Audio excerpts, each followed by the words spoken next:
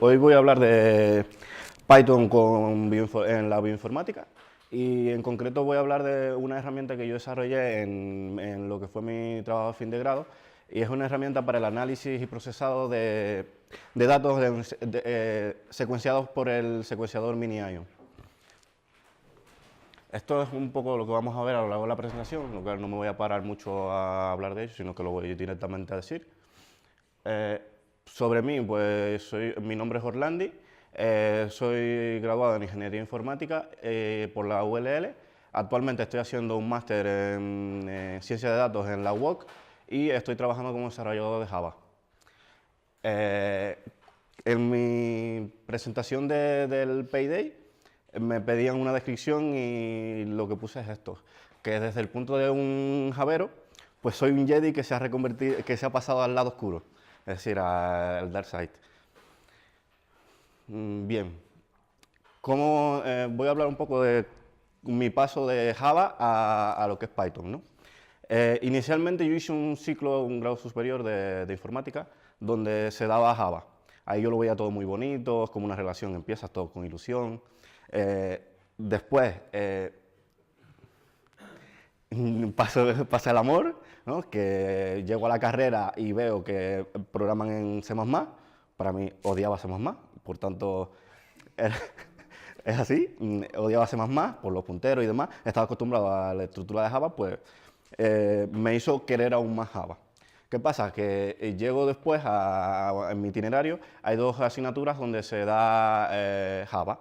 Y claro, era muy bonito todo, en una de ellas tuve que hacer un sistema de clasificación con el KNN, y eso me fueron unas 20 clases, y de repente me enseñaron Python y eso lo hice en 20 líneas como mucho, teniendo en cuenta de hacer gráficas y demás, que eso no lo podía hacer en Java.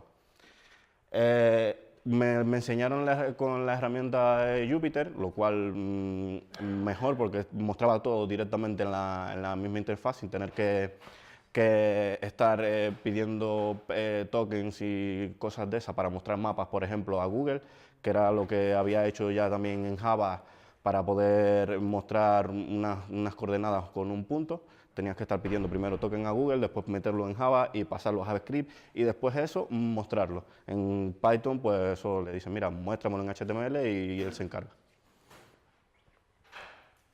Y ahí fue que llegó el divorcio con Java. Me propusieron hacer un TFG donde podía elegir entre Open Data, minería de datos y hacer bioinformática. No había tocado nada de bioinformática, no tenía ni idea de qué era. Y dije, bueno, pues nada, vamos para allá. Y elegí bioinformática. Actualmente, como en algunas relaciones, después del divorcio, pues tienes que tener alguna relación con la persona con la que has dejado, a veces por los niños, en mi caso es porque soy desarrollador de Java en una empresa, por tanto sigo ligado a Java. Hablando un poco de cosas más serias, me gustaría dar unos conceptos básicos de lo que es la bioinformática y de lo que voy a hablar a lo largo de la presentación. Y es que la bioinformática es la mezcla de la biología y la informática, y esto da lugar a que nazca una nueva rama. Como todos sabemos, la mayoría de ramas que existen hoy en día, por alguna razón u otra, siempre terminan utilizando herramientas informáticas para poder realizar su trabajo. En biología no es menos. Y de hecho se pueden ver como en el campo de la biología molecular experimental, donde se pueden utilizar procesamiento de imágenes para poder detectar distintas cosas en el ADN, en la secuenciación masiva, que es de lo que de lo que se trató la herramienta que yo desarrollé, y en el análisis de genoma. Una secuencia de ADN está determinada por las cadenas ATGC, que significa adenina, tinina, guanina y citosina. Y perdón. Vale. Esta determina un genoma. ¿Cómo se hace la secuenciación? Pues es un proceso donde primero Coges la muestra de ADN, la rompes con unas químicas que le proporciona el biólogo en este caso. Yo no puedo hacer esto porque no tengo el conocimiento necesario. Estos trocitos de ADN se pasan al secuenciador y la vuelca en letras así, ATGC. Después se pasa por un ensamblaje, lo cual da una secuencia de consenso, que es la unión de todas las secuencias que se rompieron en trocitos. En la carrera por la secuenciación masiva y una secuenciación más barata, con menor tasa de error, pues han surgido distintas generaciones a lo largo de los años. Actualmente estamos en la tercera generación y hay dos compañías que están muy punteras en ese sector, que una es Oxford Nanopore y la otra PacBio. Inicialmente a mí me dijeron que iba a trabajar con un dispositivo que se llama Mini-ion. Cuando busqué información sobre esto, lo primero que me salió fue esto. Un poco raro, ¿no? Después, cuando ya busqué con el nombre completo de la compañía, que en este caso es Oxford Nanopore, pues este dispositivo, como ven, no es más grande que el mando este para controlar las diapositivas y apenas pesa, que lo tuve en la mano y es muy usable, vamos. Para poder conectarlo al ordenador es de esta manera y le pones el ADN y este lo pasa por un software y te da las secuencias en tiempo real. Creo que me adelanté me adelanté un poco a las diapositivas. Esto se hace, coge los nucleótidos y según el que sea, pues le da una corriente y te lo va pasando en tiempo real a la secuencia que vemos de ATGC. El cacharrito este, como es muy portable y se puede llevar a donde quiera, se ha utilizado para, por ejemplo, secuenciar el genoma de la gripe completo. También se llevó a sitios donde estaba el virus del Zika, se podía ver la evolución de cómo se iba propagando y también cuando el brote este que hubo en África del ébola, el cual podían ayudar a los biólogos a poder un poco crear planes de contingencia para poder, una zona que se pudiera ver muy afectada. Bien, el problema que se nos planteó en mi trabajo fin de grado viene de la colaboración entre los biólogos y los ingenieros de la Universidad de La Laguna. En concreto, el doctor Carlos Flores, que es el director de genómica del Inter, y su equipo trabajan con el cacharrito este, por lo cual tienen que estar muy al día de todo lo que ocurre con este dispositivo. Y en una de un foro, alguien dijo que estaba presentando un error. Ellos se dispusieron a comprobarlo y secuenciaron una bacteria. Es el nombre este, que es un poco impronunciable. Y lo secuenciaron con la química R9 y con el dispositivo este, ¿no? El problema era que cuando ellos intentaron representar la bacteria, esta tenía una forma redonda, pero cuando lo secuenciaron con el Mini-ion no se veía esa forma, sino que nunca se terminaba de cerrar y formaban unos ciertos bucles o cadenas que estaban sueltas y no permitía que se secuenciaran completamente la bacteria. Por lo cual a nosotros se nos planteó mirar a ver por qué pasaba esto y para ello teníamos que crear filtros para poder desechar los trozos de secuencia que podían dar error a que pasara esto y creáramos distintos filtros, creando cuadernos en Notebook y para poder dar una cierta confianza aparte de los métodos que nosotros usemos, para los biólogos utilizamos una base de datos genómica, en este caso BLAST, la cual nos permite comprobar la secuencia que nosotros desechamos como error. La podemos pasar por la base de datos esa y nos dice si hay alguna secuencia de las que ellos tienen entre teras y teras de datos, si hay algo que coincida con ellos. Si coincide con ellos es que algo estábamos haciendo mal, porque no debería haber mucha significancia con lo que nosotros desechamos. Los datos que nosotros trabajamos están en formato FASTA y FASTQ, que son los más abiertos en esto del ADN. Bien, los archivos FASTA están formados por dos líneas por cada secuencia. En la primera tenemos el ID de la secuencia y en segundo lugar, pues la línea muestra la cadena de ADN. Después el formato FASTQ, el cual está formado por 4 líneas, la primera el ID, la segunda la secuencia, una tercera para anotaciones, ya sea por parte del biólogo o el investigador, o del propio dispositivo con el que secuencia. Y por último, unas calidades que cada calidad está asociada a cada letra de la secuencia. Entre las herramientas que utilicé para desarrollar esto, las típicas de NumPy, Pandas y demás de Python, y me quiero centrar en las que para mí fueron las que me ayudaron a poder hacer todo esto, y es BioPython y BLAS.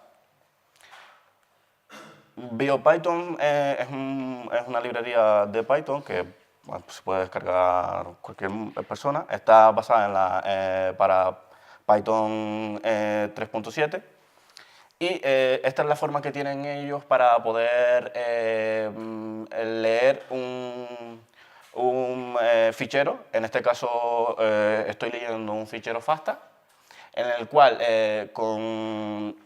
al incluir la función, la clase, perdón, sec.io, con la función .parse puedo pasarle como primer parámetro el fichero que quiero leer y el formato. Después, con esto puedo obtener el ID, obtener la secuencia completa o la longitud de ella, que es como vemos aquí. La secuencia, como son en formato FASTA y solo tiene 2 líneas, tampoco tiene mucha capacidad para guardar más información. Por tanto, cuando BioPython se encuentra un fichero de este tipo, al alfabeto, como no está definido, le pone uno de él por defecto. Para leer los FASTQ pues es similar, solo que aquí tienen más campo y puede tener acceso a más información. En este caso las calidades, la cual, como vimos antes, a ver, aquí, estos son símbolos. Por tanto, para nosotros no nos dice mucho. Por tanto, BioPython lo que hace es con una tabla interna, pues la convierte a números, lo cual es más fácil para nosotros trabajar. Otra funcionalidad que tiene importante es la poder exportar los datos con los que trabajamos a distintos formatos, FASTA, FASTQ y un gran número de formatos más, pero que nosotros, como estamos trabajando con esto, pues seguimos exportando a esto. Para poder exportar a cualquiera de estos ficheros, pues se le pasa un array con todas las secuencias, se les pasa el nombre del archivo que quieres con el que se guarde y el formato con el que quieres que se guarde. En este caso, FASTA, en el cual pues, se te va a guardar las 2 líneas, que es como vemos aquí. Una línea por el ID y otra por la secuencia. Bien, para poder darle al investigador o biólogo una forma de poder entender un poco el proceso de cómo se hizo todo hasta obtener los resultados, pues se decidió crear una estructura de los cuadernos, en la cual en las primeras celdas siempre vamos a tener la información con los datos con los que estamos trabajando, así como una configuración de los datos, como puede ser, por ejemplo, el intervalo de confianza con el que vamos a trabajar después con unos filtros. Después vamos a tener los filtros y el análisis de las cadenas, y también seguidamente se le muestra una gráfica de lo que se obtuvo. También se pueden visualizar en el mismo cuaderno las secuencias que se desechan y las que no, para si quiere tener más información de ellas. Después pues, se hace una comparación de entre los 2 filtros que yo hago para ver cuáles secuencias se han encontrado en los 2 filtros, para un poco tener esa secuencia como la mejor selección de entre los errores. Y por último se comprueba con la base de datos esta que mencioné anteriormente, BLAS, y la cual pues afirma un poco el proceso que hemos hecho. También al final del todo se le da la opción de exportar los datos por separado, por cada filtro o por todo junto para que el biólogo o investigador pueda trabajar con ellos y pues ensamblarlos si así quiere.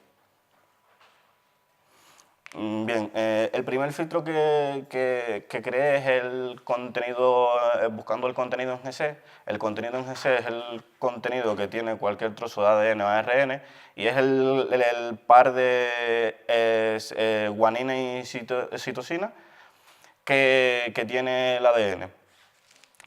Con BioPython esto tiene funcionalidades para obtener este contenido y para después yo poder filtrar entre lo que yo considero bueno y lo que considero malo, se utilizó una fórmula que es esta, de aquí, donde muestra donde cojo la media recortada de de las medias de las calidades de cada secuencia, multiplicado por la función de densidad de probabilidad, más o menos, perdón, por la función de densidad y multiplicado por la desviación típica.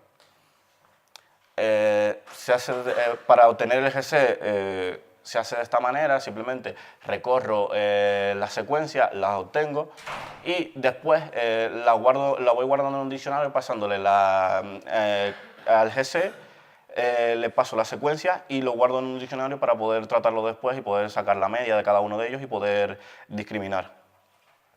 Teniendo como resultado este gráfico, donde por un lado tenemos las cadenas, la secuencia que yo considero que el filtro detectó como buena y las rojas las que se detectaron como malas. El filtro se ven 3 líneas, una de ellas marca la media, que es la del medio, la media de todo el fichero de las calidades de la secuencia. Y por debajo quedan todos los GCs que no cumplen el límite inferior. Y por encima todo lo que se sobrepasa, lo cual nosotros entendemos que es un fallo. Después se hizo el filtrado por las calidades. Hay que decir de esto que para las calidades solo se puede hacer con formato FAQ, ya que soportan tener calidades asociadas a cada uno de las letras del fichero. En cambio, el FASTA, como vimos anteriormente, solo tiene 2 líneas, una para el ID y una para la secuencia. Se utilizó la misma fórmula, pero en este caso, en lugar de por arriba y por debajo, solo se utilizó una por debajo, ya que cuanto más alta sea la calidad nuestra, mejor va a ser la secuencia. Por tanto, no nos interesa tener un corte superior para eliminar.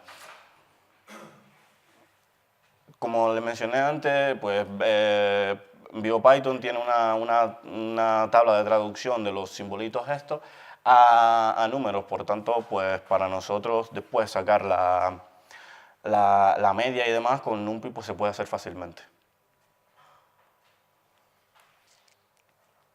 A ver, sí, vale.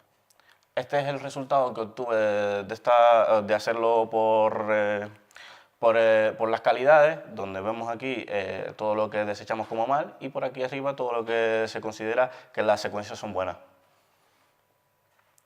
A ver, vale. Después, pues para ver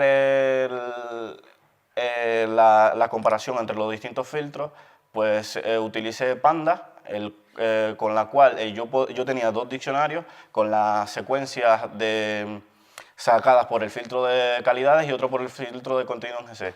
Esta le asociaba la posición dentro del fichero original y podía comparar cuál de ellas se incluía en el otro para obtener después otro diccionario donde solo se muestren las que tuvieron en común estas.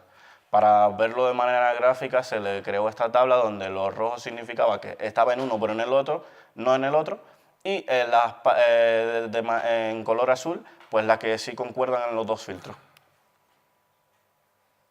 Bien, BLAST.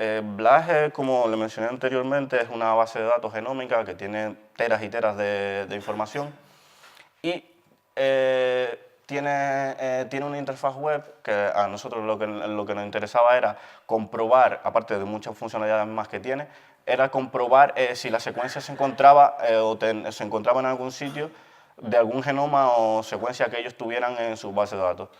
Esto se puede hacer mediante la web. Tienen una plataforma donde tú puedes aquí darle la secuencia o pasarle un fichero tipo FASTA o FASTQ, entre más distintos ficheros que tienen.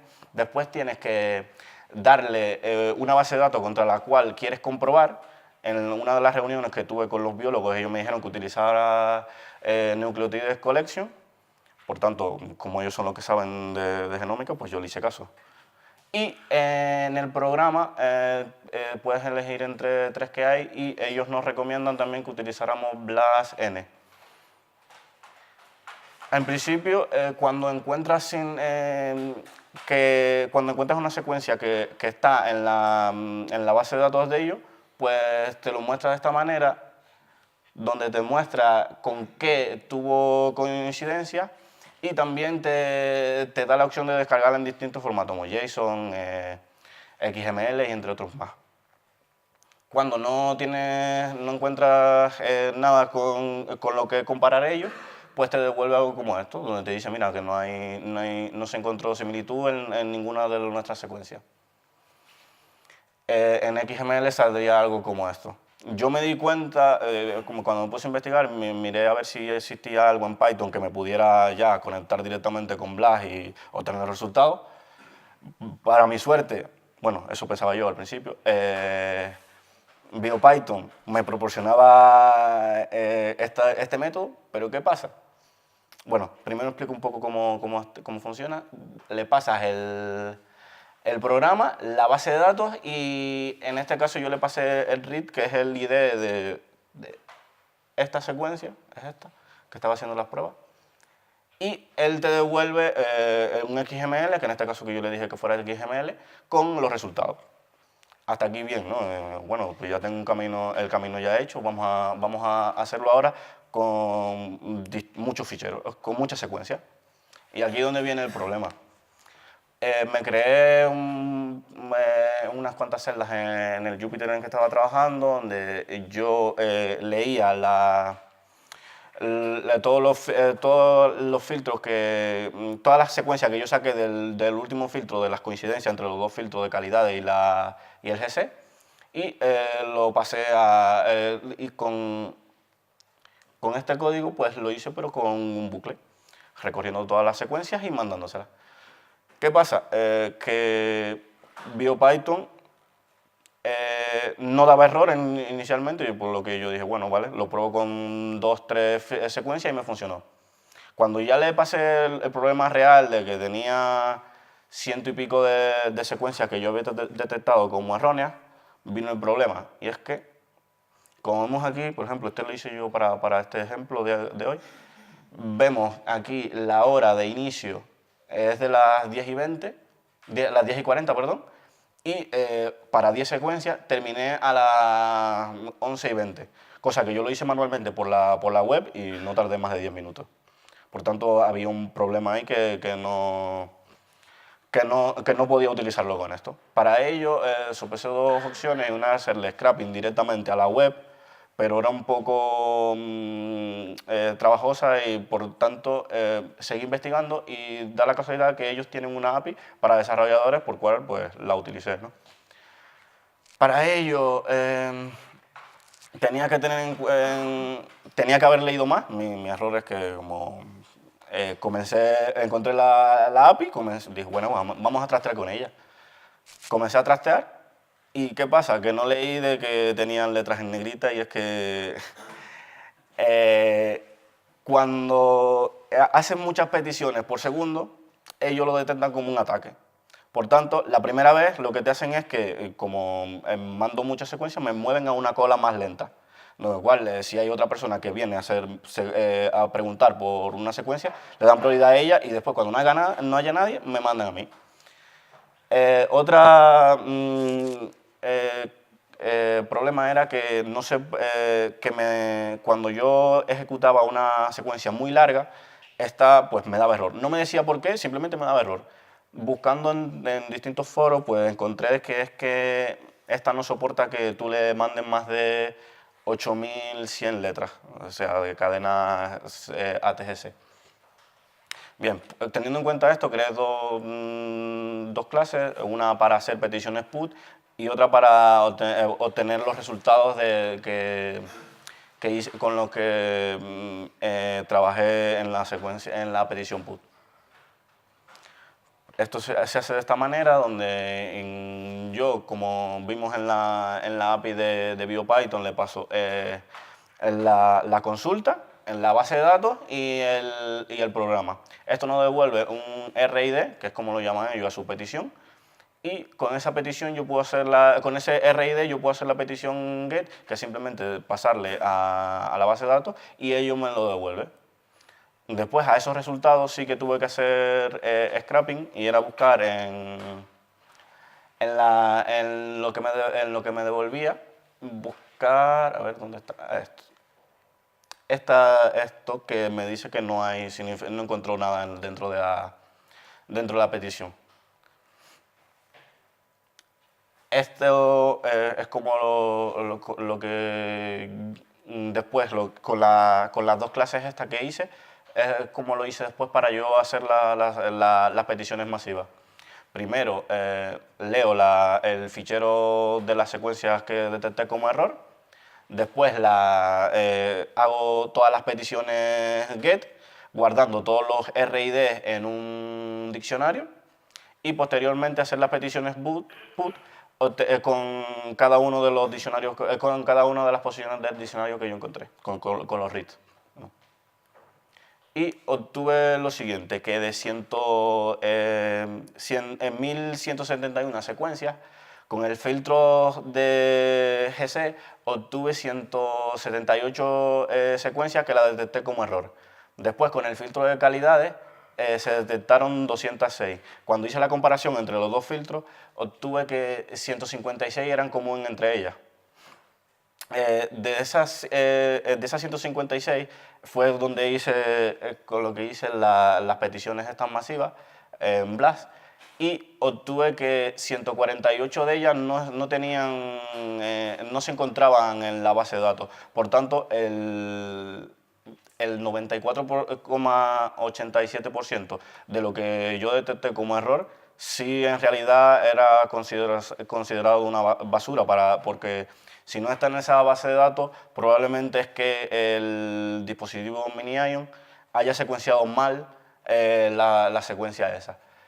Y 8 secuencias de ellas sí se encontraron significación. Yo manualmente miré para ver el contenido que tenían ellas y tenían una significación muy baja. Por tanto, no es que sea error del todo, sino que posiblemente un trocito de esa secuencia sí se podía aprovechar, pero no todas como las que sí se podía utilizar. Este trabajo, en principio, se pretendía después utilizar un ensamblador para poder ver los resultados desde el antes de hacer el filtrado y el después, pero la capacidad computacional pues, requiere bastantes recursos. Yo no podía asumir con ellos, por tanto no se realizó. Después los biólogos sí dijeron que en un futuro, pues en futuros trabajos de fin de grado o de máster, pues intentarían ver si se podía hacer algo con ellos. Y nada, que Python mayor que Java, y eso es todo. Si tienen alguna pregunta.